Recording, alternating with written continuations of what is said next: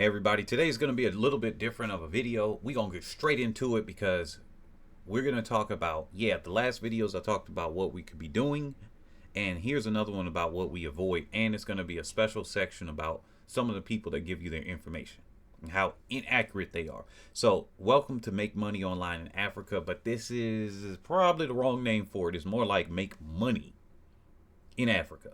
That's what this really is about. But let's go without further ado. See, I'll leave this on the screen for right now. I don't have a visual for it. The other information I'll give you, I will. So if you're talking about making money, you got to remember that there are some things that you want to avoid doing.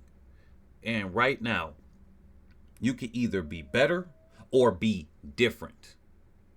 Again, you could be better or be different. When it comes to business, let's say that you're a business owner. You're calling yourself and fancying yourself an entrepreneur. You can either be better than your competitors or you can be different than your competitors. Now, it's a unicorn thing if you could be both. But imagine that you're different. People have that ooh, the type of thing when they see something different. They're like, wow, that's different than what I'm used to. Imagine somebody coming around. They have a different accent. That sounds nice to you. Is it a better accent? Who knows? It's different. And sometimes different can be confused with better. And so you're either better, literally, or you're different.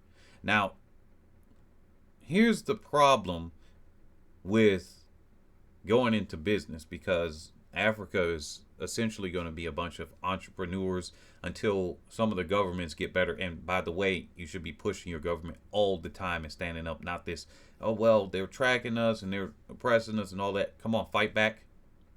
You see people fighting back in different areas, and look at what's happening to them right now. The push has been real. They're having revolutions.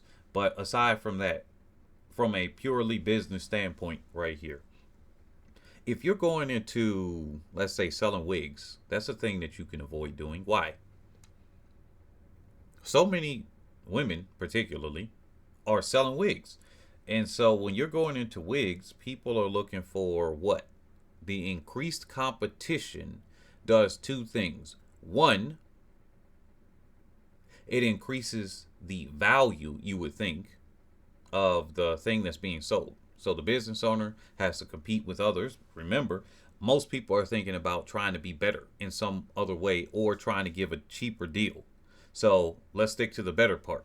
So if you're having competition with other business owners, you're like, how can I stand out compared to my competitors? So you would first think to, how can we get better wigs? How can we get the more high-end wigs? Which then means a higher price, most likely, right? But then the other section of it means that to the end consumer, that's a benefit. So if you're out there buying something, hey, you're like, yeah, I got better quality wigs that I can buy, better quality shoes I can buy, better quality clothes I can wear, right? Problem. At the same time, you're dealing with people that are most likely stressed the heck out. They're struggling economically. So therefore, they're looking for the cheapest deal as opposed to quality, just because, hey, their life is dictating. If they can get the middle ground area where they can get quality enough at a very cheap price, they're going to do it. And that's what people will specialize in. The vast majority of the clothes, they're just, hey, look, I'm just looking for pricing.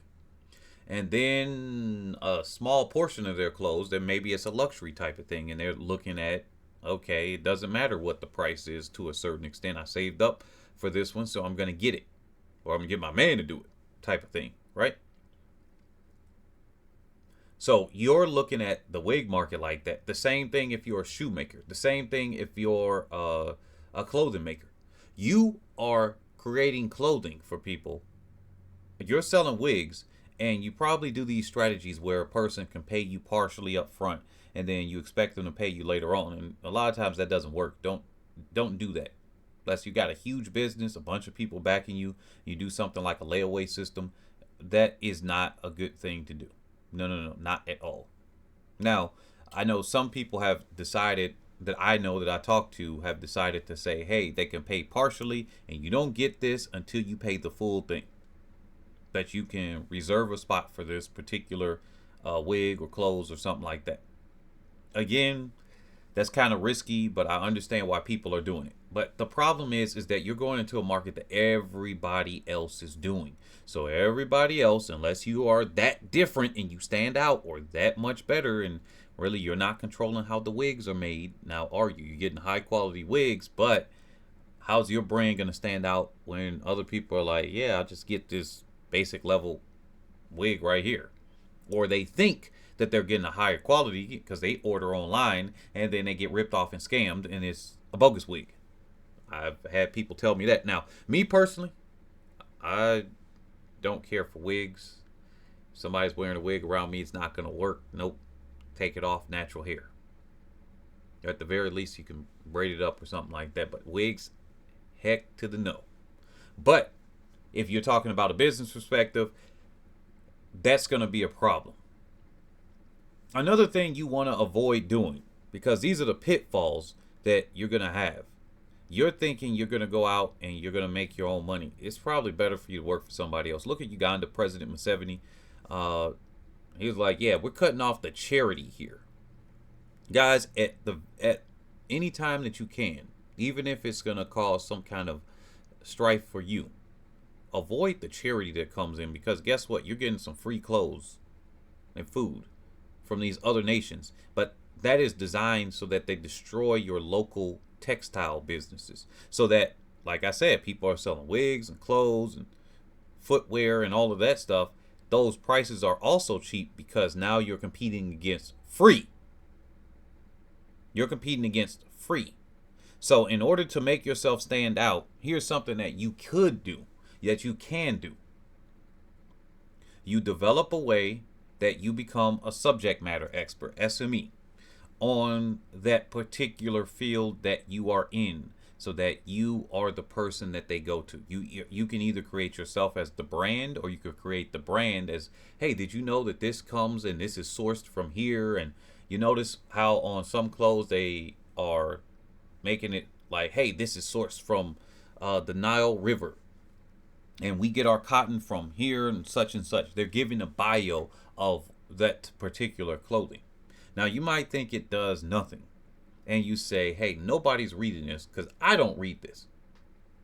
Well, it does two things. If it's online, it helps the search engine algorithm pick up their particular clothing. But also it does another thing.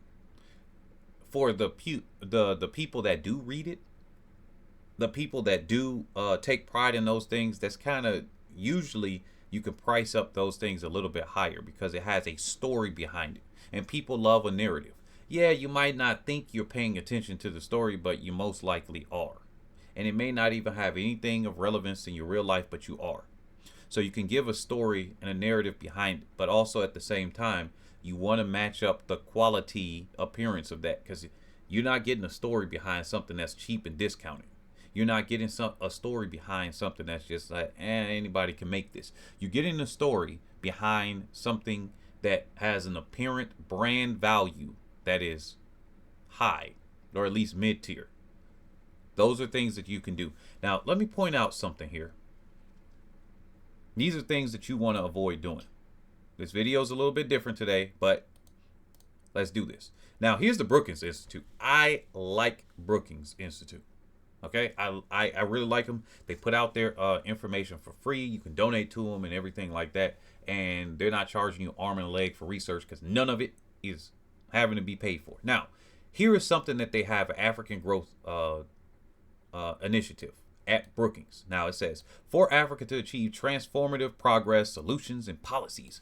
Let's actually zoom in on this. Let's make this bigger. Oh, darn it. I just clicked on something. Hold on. Let me make sure it is bigger for you guys, that you guys see it. Let's zoom in a little bit more. All right.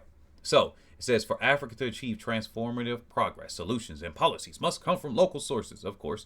Since its launch 15 years ago, the Africa Growth Initiative, AGI, has established itself as a preeminent center on African development policy from an African perspective. Now, my question here is, What have they done? That's immediately what I'm saying. 15 years. Okay, great. And then you look at Burkina Faso, and they had an uprising. Now, some of these Western nations will call it a coup. Don't use their terms. It's an uprising. A coup is when somebody has overthrown your government to the negative. This is a revolution, because don't they call it French Revolution, Bolshevik Revolution, American Revolution? Yet an African nation does it, and it's coup, coup, coup, coup. Insurgents, or the whatever the term they're using for them now. I don't even pay attention to it.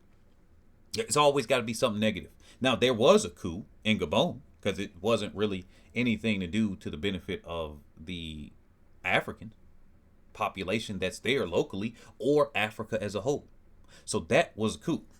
But Niger, Burkina Faso, Mali, those are not coups. Those are revolutions. So they are doing more in 1 year, 2 years or something than what are they doing in 15 years? 15 years. Now, Brookings, like I said, Brookings is very good for their research, but this little institute thing that they created here, or initiative, I just wonder. We're going to get more into that in just a moment.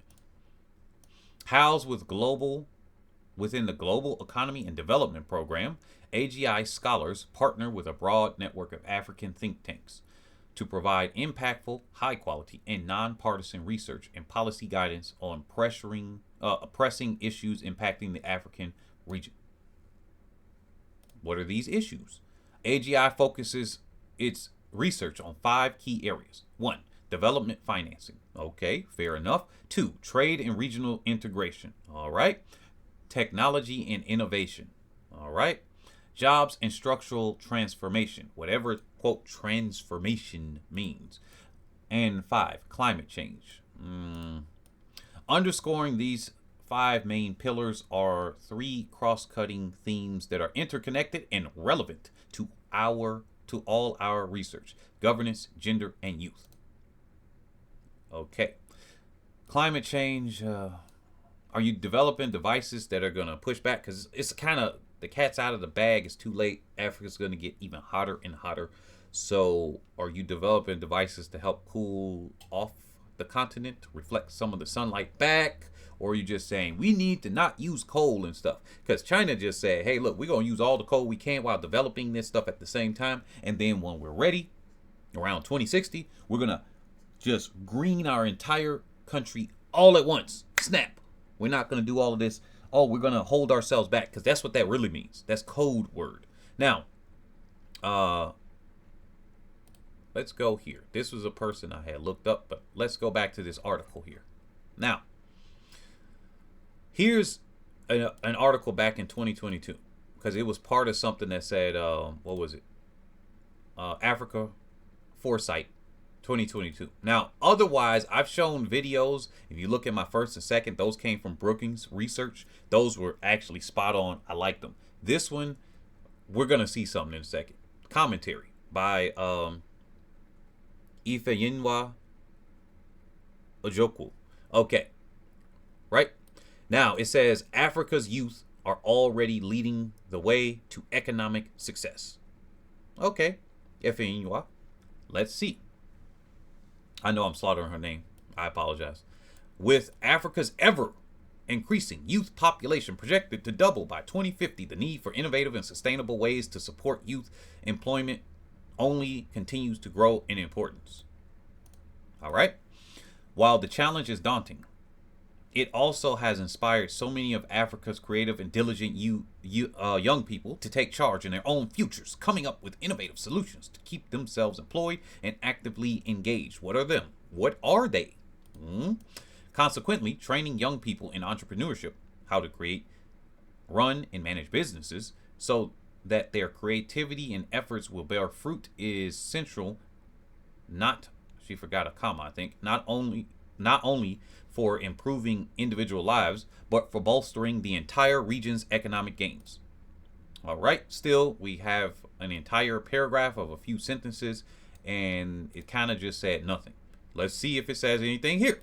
As evidenced by our entrepreneurship program, African youth continue to show that they are innovative, creative, and diligent in seeing their ideas come to life. All right. She just repeated. She just reworded the Okay. The second sentence here. All right. Reworded it. Sounds like somebody was doing a research paper and they just wanted to fill it up because they had a quota. Y'all know going to school and they say you gotta have this 20,000 words, and then you're like, man, how do I get this 20,000? I can only come up with 5,000. Then you start rewording the same thing in a fancier way. Yeah. So with adequate support, young entrepreneurs will create jobs, provide value, and innovate, which our continent desperately needs. Yes, you're speaking to the choir. Water is wet. You said it in the first opening statement. Is this thing about something? It says African youth are already leading the way to economic success. So what is the way? What is the way? Because you just said with adequate support, young entrepreneurs will create jobs. You established an entrepreneur is someone up here. You gave a definition of entrepreneurship: create, run, and manage business. All right. So if they are already creating, managing, and running businesses. Okay. Yeah. So here we go. This is, remember, today is all about what you should avoid doing right here. Young people are equipping themselves with skills beyond the classroom while being exposed to new and different career paths. Man, I hate babblers. This presents an opportunity to transform the continent in catalytic ways. All right. Platforms such as TEF Connect, finally, sounds like an advertisement here. Actually, now that I think about it, our proprietary digital marketplace for African entrepreneurs is one of such tools serving this purpose. All right. We're going to look into that in just a moment. Let me finish it off because we're almost, wait a minute. We're almost finished. I'm just going to read this one and just let you know something. With continued expansion, more young Africans will be able to, to access opportunities, learn, and explore intra-regional opportunities. Okay, you really just didn't say anything. Promising sectors such as financial services, aka credit cards, probably the taxes and all of that, like cryptocurrencies and things that charge you. Financial services, so subscription fees and all of those websites, all that stuff. And the tech ecosystem remind us of the many young African entrepreneurs creating transformative solutions and continuing to be innovative within these sectors and beyond. How many times she gonna use innovate? Oh, wait a minute. Here's this sentence again. Why did she just highlight this thing? It's right here. Okay. So anyway, then it's saying something about COVID-19 pandemic and all of that stuff. The future is bright indeed. Okay, let's go click this. She said their platform, that's their proprietary digital marketplace for African entrepreneurs. Let's take a look at TEF Connect. It must be really good, right? Uh-oh. Wait a minute. Somebody didn't pay the bills on this. How long ago was this? Wait a minute. Let's look at the date. March 10th, 2022. It is now January 2nd, 2024 here. So a year and a half, just over a year and 3/4 later. You telling me this didn't even last 2 years? And who knows how long this wasn't even paid for? Seems like this was a huge L. What was this supposed to do again? I wonder why. I just wonder why this was a huge L. See, y'all, this is how you fail at a business. Now, just in general, starting a business is very hard. So, not to like kick her while she's down already. But to be fair, it's going to be hard to start any business. The chances of success are lower than chances of failure. Failure is higher. So even if you're successful, you can launch something. Take a look at Facebook. With their huge amounts of failures to do anything outside of Facebook itself until this AI thing, and they're doing open source, so that might actually start generating them some money because of the goodwill. But yeah, this right here, she said their platform. Okay, what was how much money did you blow on that? That's what I should do some research on. But for right now, let's look up the woman here. She's a lawyer. All right. She is the CEO of the Tony Elumelu Foundation. I just slaughtered that. A leading African philanthropy committed to empowering African entrepreneurs. That's a nice line right there. Okay, cool. You don't need to write a whole article about that because that's kind of what she did. It's like she took this right here, this one sentence that you will have as a tagline, and put it as a whole thing. And this is what happens in Africa. This is why Africa, as far as here, look, let's say the visualize, this is outdated now. This is way, way off because China is well above this and USA is well above that, especially the debt and everything. It's like 30 something trillion and China is like 30, like right behind 29. So this is outdated, but this visualization is still accurate. And Russia is much bigger and Germany's smaller and all of that stuff. But the visualization right here, Africa is 1.5 to 1.9% of all of the less than 2% of all of the economic activity that goes on the planet goes into Africa. Yet Africa has so much of the planet's resources. Aside from China and the US that has some resources, US has some, China has a lot actually. So China itself is in a good spot as far as mineral resources worldwide. It actually does have it can pretty much almost sustain itself without having to go to Africa. Right now, in order to keep growing the way it's doing, hey, you know what, use somebody else's resources. So go into Africa and expand on yours. Great. Now Africa has all of these resources given to Europe, China, and US, North America, South America, all that, and yet it only has 2%. Now I wonder why is that. The Black American population in the US is also very low, 0.5%, and it stayed that way exactly the same just after the Civil War. And this is not accidental. It is literally manufactured that you are going to stay at that percentage. How do you fight against that? How do you claw yourself away that instead of being less than 2% of the world's economy, you're now at 30%, 40%, 50%. No. I'm not going for 5%. No. How do you get it to the point where Africa, because it's huge, right? China itself is going at like 15, 20, 25% of all the manufacturing, textiles, whatever. It's like the majority. It's the majority partner of all the nations now, right? USA is number 2. Used to be number 1, but overtaken in just the last few years. Now, Africa be 30, 40, 50%. Why not?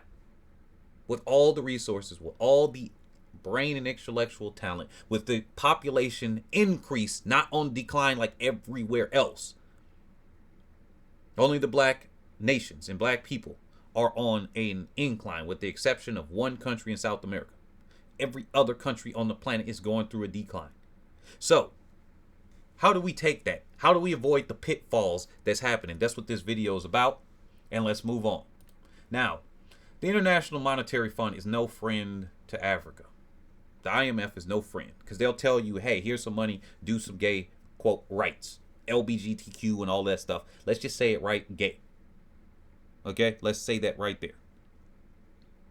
Here's some money. I want you to stop Ghana. I want you to stop Nigeria. I want you to stop supporting your own rice farmers. I want you to stop supporting your own wheat farmers. I want you to stop supporting your own farmers in general, because I need you to import the wheat that comes from the United States. Yeah, IMF, we have nothing to do with the United States.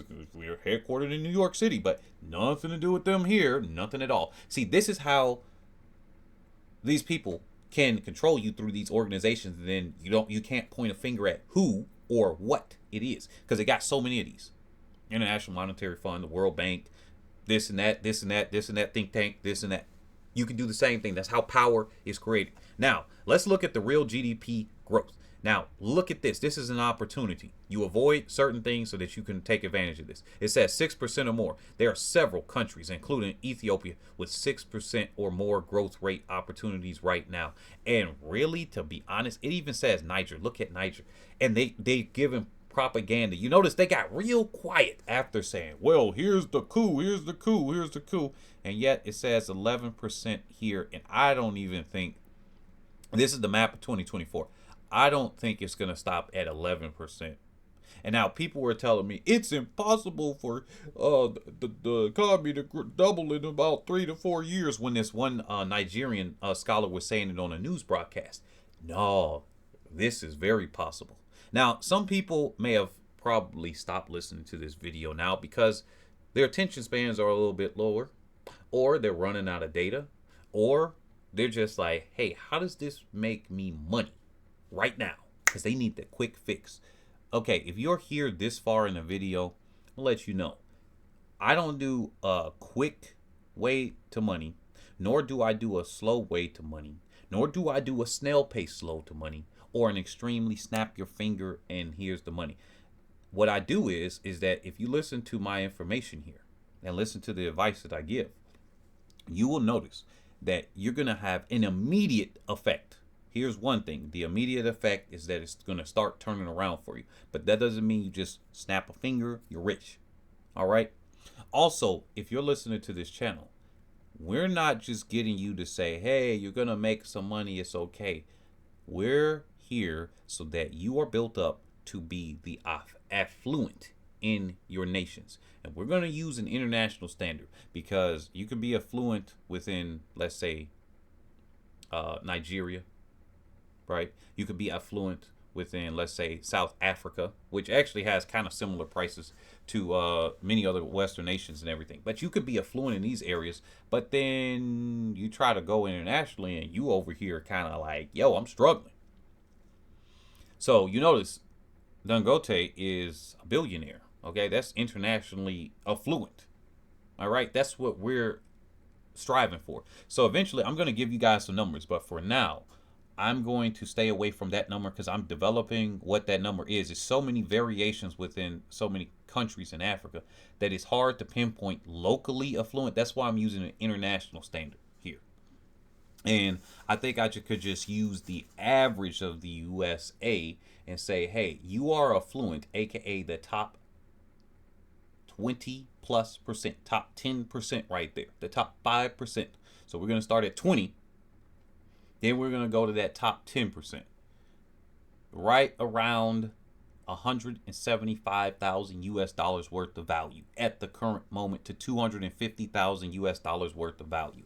That's the range that we're looking at. And actually 250 is a little bit too much. So it's somewhere around the, if we use the average, it's probably 150, 125 to 150. But I'm going to use a little bit higher. So that's the standard we got right now. 150 US $1,000, 150,000 US dollars. Okay, that's the standard. If you're not making that, we're not there yet.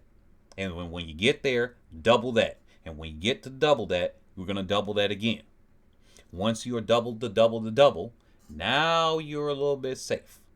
Okay, so we're looking at this. The growth rate is freaking off the charts in Africa. The potential is crazy. You don't see that in these other nations. And every time you hear one of these westernized nations, aka white run countries, okay, when they say something like the world, this is what they're referring to. This is what they mean by the world. Notice that's not even, what is that, like 10% of the world's population or something like that, 20%, and they're trying to tell you, hey, this is the world, this is what they mean. And it kind of just looks like white run countries. You notice that when they say the world is doing this, the world's going through a crisis, what they really mean is Europe and North America minus Mexico. That's what they mean. Plus Japan. You barely got any Asian nations in here. That's what they mean. That's it. Everywhere else, you kind of left to the dust. So now that we got this established, let's look at something here. Unfortunately, the Statista information that I had brought up earlier with the cosmetic industry isn't really working. Let's see if this actually works. The untapped business potential. Let's see. What date was this? This is 2019, unfortunately. But these have this has a lot. Now, let's look at, oh, never mind. Here's the tab right here. The apparel in Africa. Now, yeah, I just did tell you to avoid that, but let's look at it from a different perspective. Now, you don't want to be the average person that's out there just doing this. Let's say that you're selling perfumes or colognes and all of that stuff. Okay, there's so many people that do that. How are you standing out? Are you establishing a brand? That's why I said make a brand identity to it. While you're out there and you're hustling right now, you make a brand identity to it, because if you just do what everybody else is doing, then you're going to get the same result they're doing. Struggle. Yeah, my voice cracked because that's how it is. Struggle ain't good. Struggle doesn't feel good. Now look at this. It says the revenue is this 70. So they already calculated for 2024. How you gonna tell me what 2020? They didn't say projected. They said in 2024 the revenue in the apparel market in Africa amounts to, as in it is. So how the heck they got the projection out there telling you what the exact amount is in the year just started? It's 2 days in and they're telling you. They didn't say we projected to be that way, because if you go by the last number, it's 31 billion. So now they said, hey, it's more than double. So I don't know. They're just declaring that's what it is. Okay, great, fantastic. Let's just go with their number for right now. Let's say this year it's going to be that. Hey, who's to say it's not going to be higher? And who's to say it's not going to be because of you? It is projected to grow annually by 5.13%. Now, these were the same percentage. It said 5% before, between 2019 and 2024, by the way. I've already done the research on there. Not going to bring it up now because I don't want this video to be much longer. The largest segment is women's apparel, with a market of 29.69 billion US dollars in 2024. All right. Let's take a look at this. Income global comparison in the United States. Generates the most. Y'all need to spell check and do some grammar checking here. Actually, not spell check, grammar. The United States generates the most revenue with 359 billion US dollars in 2024. Now, here's the thing here. You see that market that's in Africa, almost 30 billion, and then you see it in the US, about 360 billion. What do we avoid and what do we do? Well, number one, you avoid what I told you earlier. Two, you avoid the babbling thing. And three, this is what you do. Now, all of the people that keep trying to scramble and get out of Africa and put all of that money together, and they say, well, you know, it's not that I have to pay all of these because I'm getting a scholarship. All the effort that you're doing to get the degree, because you got to pay for that degree. Who's paying for that? Okay. Especially to get out so that you can get a so-called scholarship. And then you got to put money in the bank to prove that you got the money. All of that effort that you just did there. How come you couldn't use the brain effort to figure out how to run a business, and then you go and find another person that has also put their money together, and another person, and another person? That's how it does. And everybody puts a little bit on the table versus one person puts it up front, and then it doesn't work. Only a little bit of pain ensues versus one person just got crapped out. Because that's what's happening now. You got so many people doing businesses right now, running a restaurant, selling wigs, doing this, doing that, instead of working together to create a localized economy. Because this is what you can do now. Now I'm getting into the business real quick. This is what you can do. You find a pool of people that are putting their money together. You make a compelling argument why these people should partner with you. You don't trust these people. You make sure it's business, because there's so many people that stab each other in the back. I understand why you don't want to work with other people. There's a way that you can protect yourself. But however you're getting that money, clearly you put the money together. That means you're working your ass off to gain that money together. In that time, you're developing skills. Because if you're going to have an apparel business, why are you not becoming the best artisan there is? Why are you not looking up how the colors match up right there in your free time? It's 24 hours in a day and you're filled with struggle now. You want to say, hey, I want a happy life and all of this. Why are you giving up now the youth opportunity now so that you could struggle. Aren't your parents also in this same struggle, and you're struggling now because they're struggling, so they didn't have much to pass down to you. So you're going to do the same thing, right? And do it to your kids, right? So instead of using your youth now and sacrificing some years, 10, 20, 30 years, to do the hard work that maybe your parents failed to do, your grandparents failed to do, you got to do the hard work now. Somebody's got to make the sacrifice. And that's what happened in China. There are a bunch of people now in their 50s and 60s and 80s. Now, some of them are, lamenting over it. They say we worked our butts off and the youth don't appreciate it because they can't relate. The youth cannot relate. Oh, well, it kind of happens. You're establishing it for the future, but you also have to tell them and teach them and educate them and show them maybe some fake struggle so that they can appreciate these things. And that's probably what the Chinese citizens didn't do, because I've run into many of them and they have complained about that. But also, now they're older and they're retiring. You may not want to get into that situation. I'm going to establish where you have the ability to retire way before having to get to your 70s and 80s. But you're probably, if you're like me, going to work until you drop. But I want you to have the ability to do this. So if you're doing that, get yourself a group of people. That's what these things are. They raise money. They fundraise. Now, once you all put your money together, you can go to the bank. Let's say that you raised 20 million naira. All right, we're going to use Nigerian naira here. 20 million naira. You're looking at me like, how the heck can I raise 20 million naira? Okay, let's just take this for a quick second. Let's do this for a quick second. Big number calculator. Let's go to this website right here. I could have just went to calculator.net. Let's take this. Let's take what is that? Because even in Haiti they do this. It costs $4,000 per head in Haiti to get one of those boats so they can illegally try to immigrate into the United States. Now, it's costing a similar amount for those people making a trek from different countries in Africa. So it's not just saying Nigerians are doing this or something. It's just different countries in Africa. We're going to use 4,000 US dollars because sometimes it's 2,000 something. Sometimes it's 8,000. We're going to use the in between 4,000. Let's take the Naira rate right now. We're going to round it down. So it's actually a little bit even worse than this. But let's do this. Or a little bit stronger. We're going to make it a little weaker or whatever. We're going to multiply these two together. And let's look at this. That's almost 5 million naira right there. 4.8. You got 4.8. And I'm telling you about 20 million. That means you really only got 4 people together, maybe 5. There's the 20 million right there.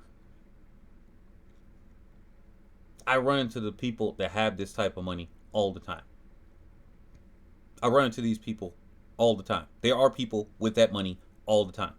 Now they're putting it in crypto and they're trying to buy some plots of land and all of that stuff. If you can make a compelling argument to these people, because you can make products to sell to those people, by the way, you got these people, they got friends. You make those clothes, you sell to their friends, boom, money. Because those are the people that I will instruct for you to sell to. Also, you see the United States market, but also China, the Chinese market, India, the Indian market. You're trying to make clothes to sell to them as well. Yeah, they make their own clothes. That don't mean nothing. Oh, Europe, you can sell to them. The U.S. wants to take you out of AGOA to say you can't sell to us like Uganda. Hey, it's no problem. Sell to other African nations like Sierra Leone. Sierra Leone sells to other African nations, sells within their own country, sells to Europe, sells all over the place. Hey, you know what? Ain't no sweat off our backs at all. We keep it moving. United States, you're not the end all be all. I am telling you how you can turn yourself around. You get that money together with all those other people. While at the same time as you're looking for those types of people, you come with a concrete plan, by the way.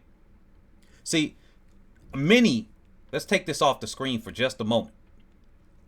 Many people are coming up and they're babbling and babbling and babbling and babbling and talking and talking and talking, and there's nothing that makes sense. There's no numbers. You ask them a question about a number, their projection, well, we'll see. That's what they give you. We'll see. They don't have anything concrete behind that. That's what this video is about. You come with concrete Numbers. So if you come up there, you have done your research on that. You notice all of these tabs that I brought up. I got the apparel industry. I got the market size of that. I'm not guessing. I'm bringing you the receipts. I'm bringing you the documentation right here. I'm bringing you all of that right here. Look at this. It says it right here. It says the demand for traditional African clothing in Nigeria is on the rise as people embrace their cultural heritage. There you go. You can even make traditional clothing. Aren't there Nigerians in the United Kingdom, in the United States? Are there people that are already there? That Nigerians in China, to a lesser extent, in Canada? There are Nigerians in different places, the UAE. So, even if you're not Nigerian, you're from Uganda, you're from Tanzania, you're from Kenya, don't matter, South Africa, it don't matter. If you see that Nigeria is a huge ass market, why are you not taking advantage of the market while at the same time as doing a blended African slash maybe European, African slash Asian, because African and Asian are very close as far as that. When you really look at the cultural thing, family values, and all of this, the traditional ones anyway, not the European whitewash stuff that got brought into Africa. Now that's on the rise. You know what else is probably on the rise too for the people that are looking at this? Less wigs and more natural hair, because it's not going to go with just clothing.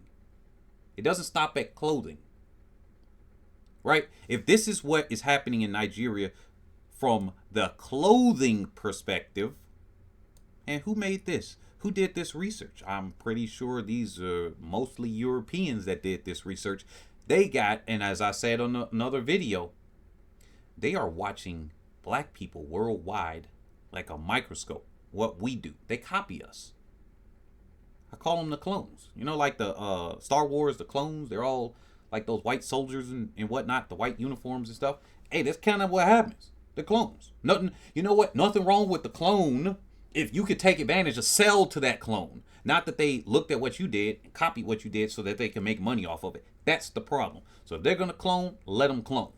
That's like Black American vernacular clothing styles and all of that is cloned everywhere else.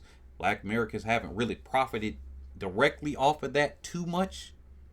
So that's also changing as well.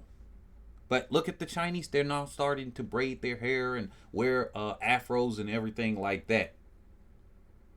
Hey, you know what? We could have a problem with it, or you can say, hey, guess what? We got some hair products to sell you, Chinese people. We got some hair products. You know what? You might personally have a problem and say, hey, they're taking our culture. Hey, you know what? If they're embracing your culture like that, why don't you sell to them? This is all purely from the business perspective, only that I'm speaking of right here. Only business. You can have your personal things. I have my own personal thoughts on that same thing too. But guess what? Business perspective, all right, sell it. People like K-pop and everything, let's make some clothing with that. They remix Black American culture with it. Hey, guess what? Hey, we got you right here. Look at the K-pop thing. Here's your artist. Here's BTB, whatever it is. I don't even know. Getting back here. If you see that this right here, I've done this, and it only took me, it's 40 minutes into this video. This is a simple search in a search engine. DuckDuckGo, Google, Ecosia, Brave browser type of search. All of those things. You can do the searches right now. Any multiple search engines, Microsoft's, Bing. You can use all of those. Yahoo. Use them. Use various ones because you can sometimes get different results, especially with DuckDuckGo versus Google and whatnot, and then now Bing having their thing.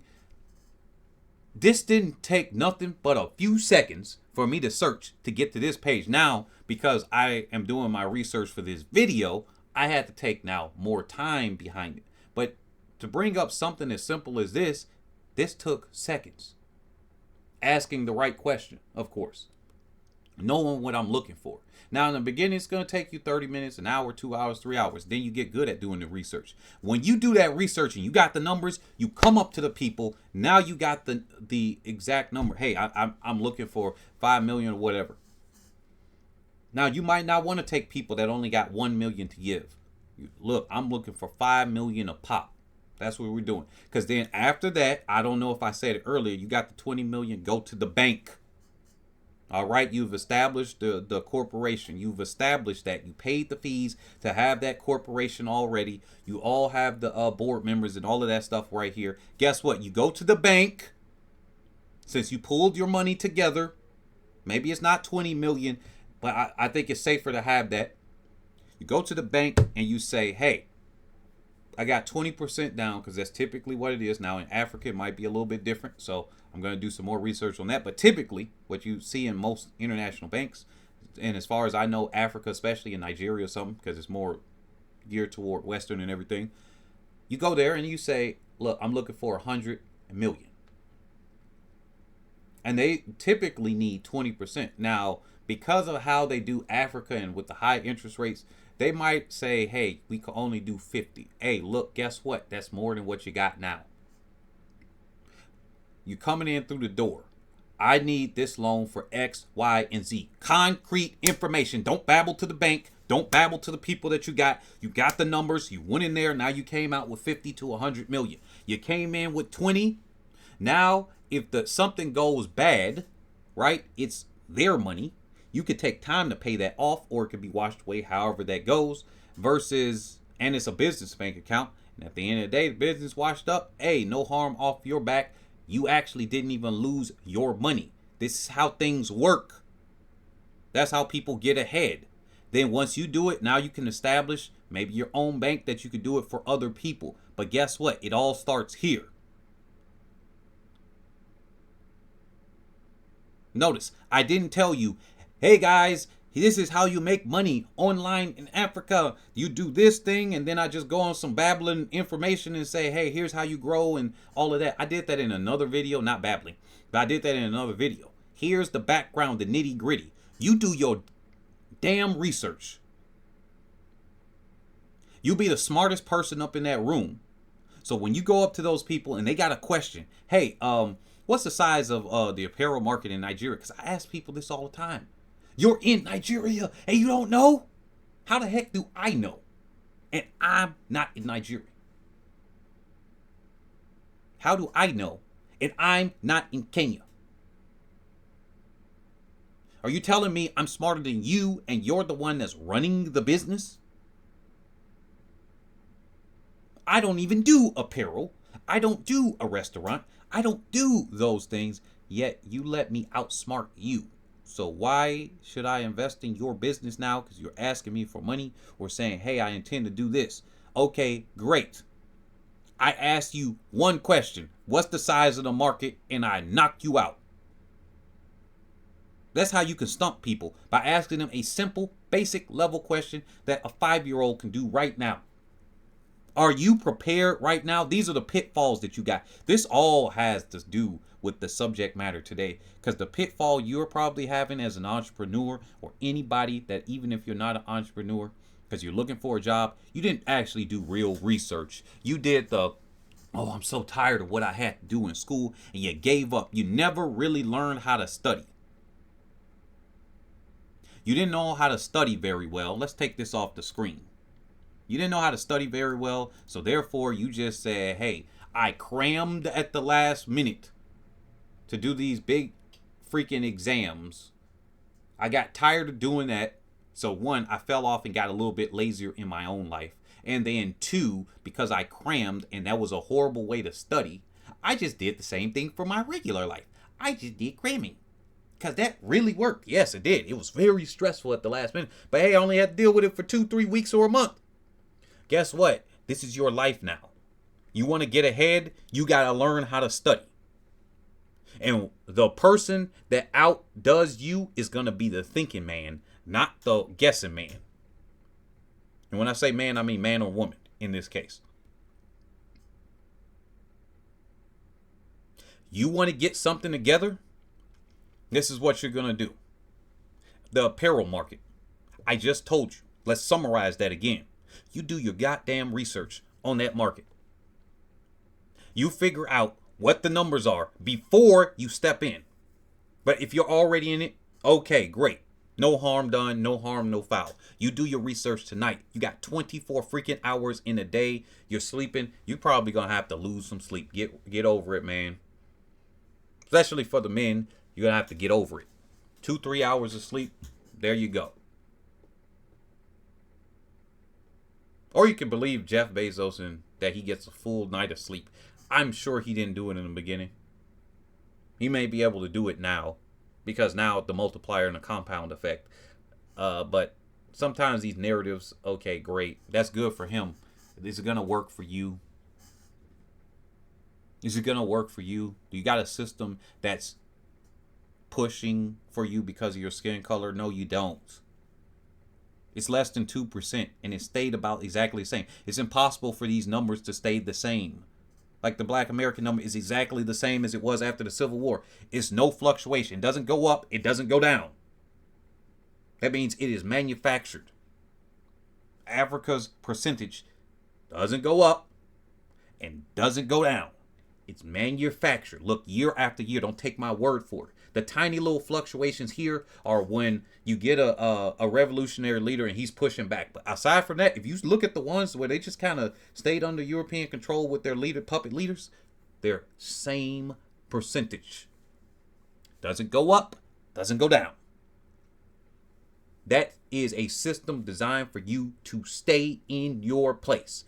Keep your head down, keep struggling, and we're going to let you, one or two of you, heathens, as they're going to refer to you. They probably don't say it now. They smile in your face and say, oh yeah, this, and speak nicer to you. But they're looking at you like, this person beneath me, we're going to let about 1-2 of you through. That's about it. And then the rest of you, we're going to continuously and perpetually say, we need to fix these problems. What problems are they? The problems that we're facing. Okay, what problems are we facing? That we have to go future and develop right now. Okay, what are we developing? We're developing through these problems so that we can solve and innovate. Okay, what are you solving and innovating? We have to give jobs. Okay, great. What type of jobs?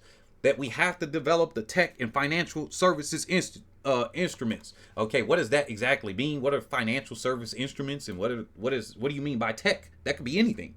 That could be as much as creating a calculator to a freaking workstation computer. Like, what are you talking about? Are we creating satellites and rocket ships to go into the space program? Or are you talking about what? Contact lenses? Because that could be tech. Or you talk about a screwdriver and a wrench? Because that could technically be tech. Like, what are you talking about? Well, we need, okay, no. What are the numbers? What are you developing? How many of us are going to be out of poverty? At what point? And how much money you putting in my pocket? Dude, we ain't got time for that. And you keep the pressure on them. And you keep doing it. This is why you got to do it to yourself. Because if you ain't doing it to yourself, you can't do it to somebody else. How you going to pressure somebody else that you didn't even pressure yourself?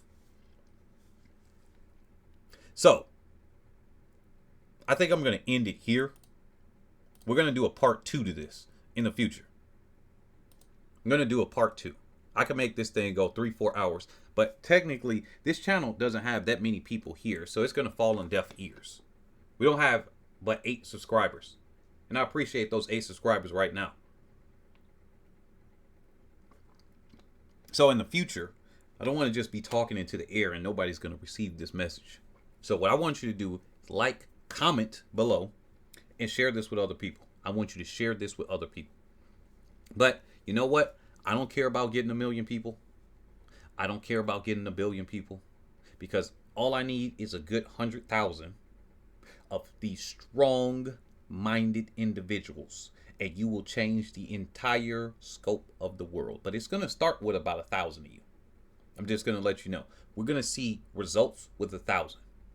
Then we're going to see massive results with 10,000. And at that point, it's impossible to turn it around. It's impossible to stop us. That's what we're going to see here. 1,000 is the where we're going to start to see some results. They're not going to pat you on the back. They're not going to give you an applause. You don't need that. You got to be okay with not getting that. You got to be okay with being in the shadows. Because if something goes down and they're trying to assassinate a business owner, like what Akon expressed, he actually wanted to bring his the green energy thing that he was doing at first into certain areas, but then he said, hey, they happen to, something might happen to him. All right, great. That's because he put a target on his back and he was out there versus now there's so many people and you're flooding the numbers. They can't take everybody out. And matter of fact, since they can't take everybody out, they can't take out even one person because they don't know who's doing what, where it's coming from. There's a barrage of freaking attacks economically coming up, and they're like, dang, we're losing our business edge. Look at Burkina Faso. Look at Ibrahim Traore. Look at Mali. Look at Niger. These citizens are coming out huge numbers. Let's say they have a successful assassination on them. Forbid, right? God forbid that. But let's say that they have a successful assassination. Are you telling me they're going to sit down and somebody else isn't going to replace him and they're going to be more aggressive than him? It's not going to be the same. The cat's out of the bag now. They can't even do it. Because if they do it, oh no, this is going to be a huge freaking uproar. There is going to be hell to pay that if that happens. Because that then turns him into a martyr. They had a period of time where they could have done it, but now that he's developed, and they have developed too many partnerships, and they have developed to the point where he's shown them results. He's putting money into the people's pocket, and they were already trying to protect them. If something like that happens, oh no, that's where it's got to be. It's got to be so many people flooding the freaking zone of economic development that they're going to be like, dang, we can't stop them. We can't stop them. That's what we're going towards right now. And I hope to bring you on this journey. The serious people. I could tell 1,000 people this, and maybe only 1 or 2 out of every 1,000 will actually listen. Maybe it will be lucky if 10 actually listen and apply this. Hopefully, with even these small numbers, you're applying this. Well, I will catch you next time on another video. Peace out.